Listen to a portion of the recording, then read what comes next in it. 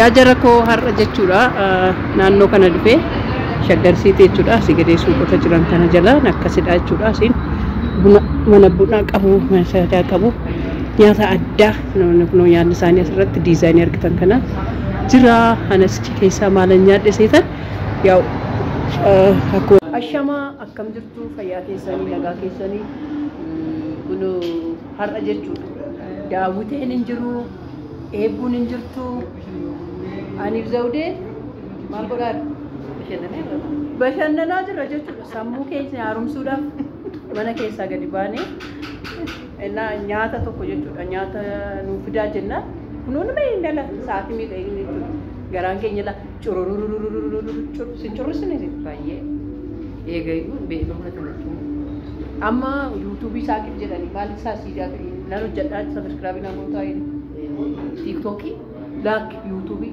barsiisii naan jedha maarree na barsiista nan hojjedha nan hojjedhe elaa kun na barsiisi jetteetti nan barsiisa isaan booda sabiskiraabii gootu hundi keessanii warri na bira jirtanii lubbuu lammaffaa waan carraashii dhalaatameef jechuudha akka namicha isa liibiyaatti foon namaa nyaadheen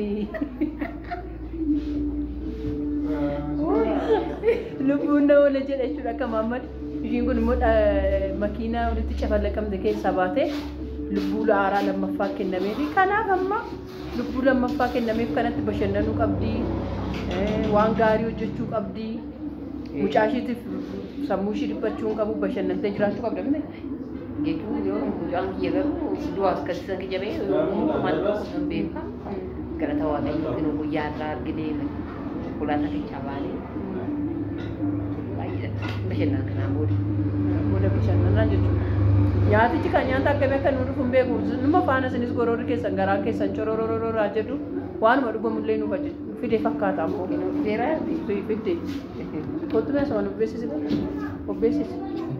obbeessiftu mana koyyee faccee jirra ijoollee qilintoo dhabeen koyyee faccee dhufee ishiin kun ancooteedha wayyoo odoo gad dhangalaase elaa ancoote dhadhaasaa dhadhaamti dhadhaa garuu dhadhaa dhuma dhugaatii gurbaa mangaalaatti nuuf kadhatu nuuf kadhatu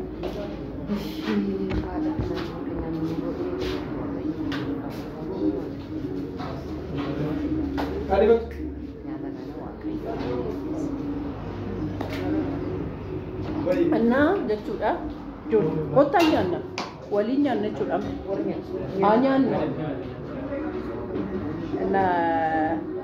amma dubartiin ajajatteetu nyaatamtu jedhanii turan kanaaniif ishiin garuu laakka gizeen yeroo jijjiirameera amma dubartiidha warra manatti deebi'aniiti warra dubartii immoo gadi ba'anii akkanatti waliin akkana godhanii nyaachaa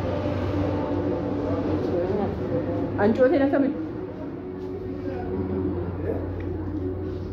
mana kottu nyaata ancoote kana qobaatti biddeenni nyaatanii garuu biddeeninis nyaatamaa waan barbaade nyaatama qomee isaanii iyyuu dhandhamee toon ilaalle ijoollee ancooticha jechuudha ancooticha anumtumtu iyyuu dhandhamee toon ilaalle godhadhamee ilaalaan anasee jechuudhaan kee bareedaa ashawwatti qorra bayi malee baay'ee mi'a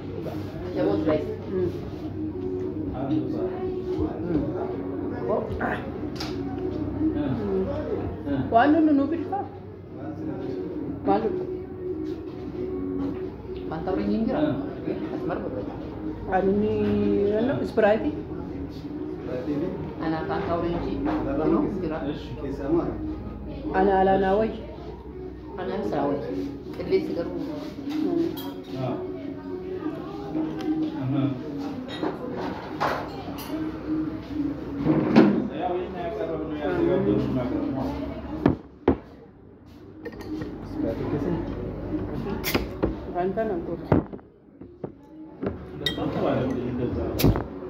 qarshii isaa sasumattan sinitti machiin nyaadde hoggaa irreessa dhuftan amma warri fagoo jirtan irreessa gaafa dhuftanii jechuudha warri koyyee faccee keessa dhuftanis kottaa nyaataman warri qilintoo dhuftanis kottaa nyaata shaggarsiisuu gartanii daawwattan asumaan jechuudha. Mana nyaataa eenyuudhaan jettayyu?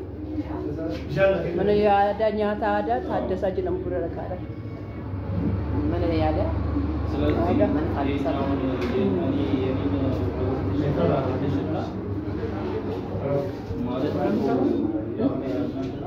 Nyaansa baay'ee miidhagaa nyaata bareedaa Tapi qulqulluu buddeen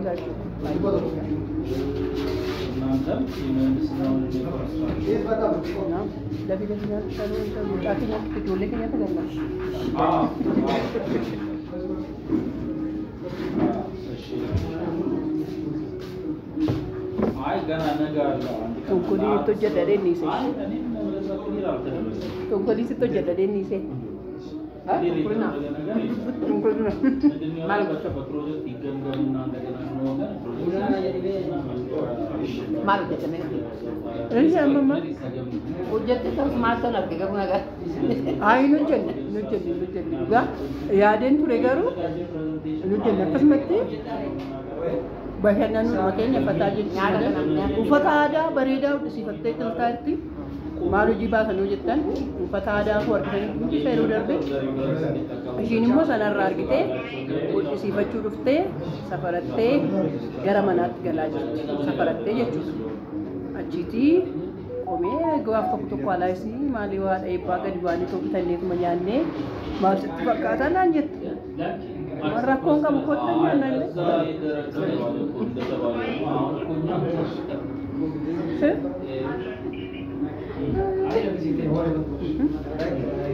Wal makam na wal mana lu baca ni sim nak kau? Kalau nyanya tu kan lanjut je isa. Ini mama tak ada mana nama tu mana ni?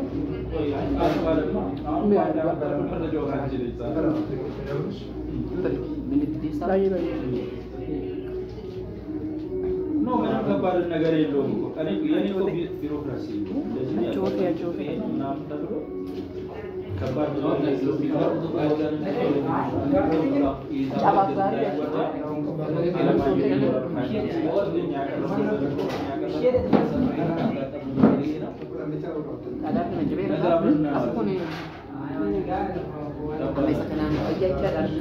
soal saya sendiri apa?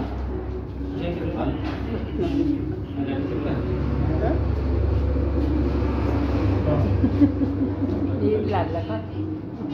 Garu bayi ni, wujud sendiri. Kau jangan aku tu dah.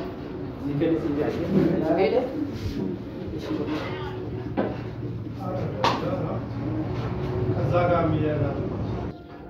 Ya jara kenya garan tu gute nurut itu lebay ra. Yang ni kufni ra. Barapi.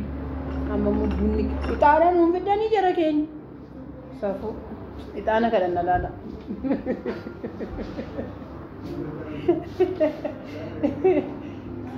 Ishiin kun machoofte nyaatte machoofte. Soodeti malee ko arakeetti dhugaatti. Ishiin kun jechuudha arakeetti dhugaa jirti. Ilaas keessatti kun waas keessatti maallaqatte seetan. Namni maallaan jedha jettee isa kana miriindaa godhatte. As keessatti immoo qundustuu naqatteetu dhugaatti laa. Mee magaruu na agartanii muti. Kootaa gudii kana laala. Amma bunni qabu laala. Isheen asubtu waan biraati. Isheen asubtu waan biraati. Maal asubtu? Qabee si yaada. Nyaattee garuu kuftee? Kufee. Baay'ee. Biddeen kun isaa dabalamu. Ishee.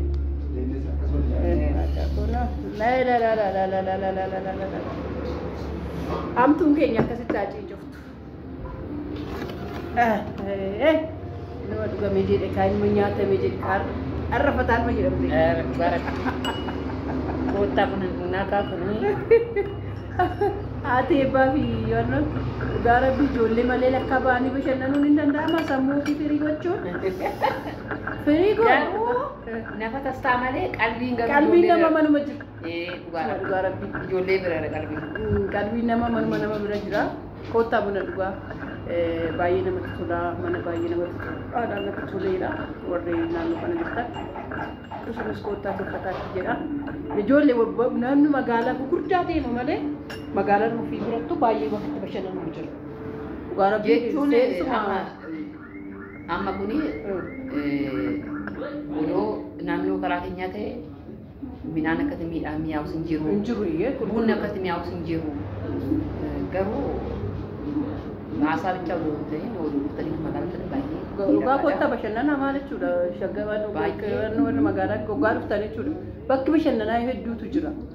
Waan hojii yartuu qarshii yartuudhaan itti bashannananii. Sanuu ancotee wallaggaa qulqulluudha nyaannee.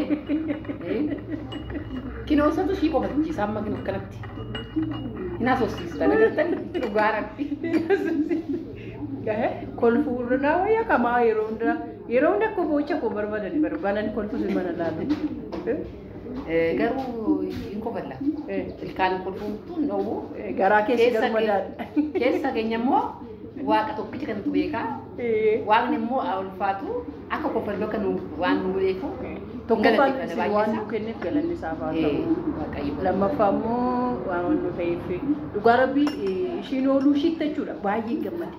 Suma dhugaa baay'ee gammade akkamitti deddeebitee waliin dhuftu akkamitti maal waliin jettan oolmaatuma ishiin nu oolte dhugaa rabbii carraan waan bakka yeroo qabnutti yeroo kanadha itti fayyadamu waliin taphachuu waaqayyoon galateeffachuu waan qabaniin bashannanu dhugaa rabbii bakka wanti odoo gaafa saftaaftee tapha. Gaafa duwwaa namni du'ee hafeera. Du'ee hafeera jedhama. Garuu waaqayyo immoo duutee naftu kaayii ifa laalii naan jedhee waaqayyo galanni isaan badidi. Baay'ina isa galateeffadha. Boo'icha galateeffadha. Dhugaa rabbii akkasitti bashannananii waliifataa jedhanii jiraachuu isaa jechuudha. Kana isiniin jenna kan buna keessanis kottaa dhugaa isinis buna dhugaa baay'ee tamatti tola bunni abbaayee butii garuu jechuudha. Abbaayee butii Rangkee cimaan bunnee galaan maaliif anjootee ajajee jira garuu achi keessatti waan ani guddinaan keessa godhee sodaachisu naa agartu jechuudha. Wayin sapiraayiziin godhaa wayin piraankiin godha tokko keessaa tokkodha abbaayee butiif jechuudha. Viidiyoo kanatti taanee dhufu yoona kana gadi isinii dhiifama daawwadhaa isiniin jenna nuuf garuu hoolaa bulaa falatoomaa isiniin jenna waaqayyo koo isin haa eebbisu nagaatti nuuf tura baay'ee.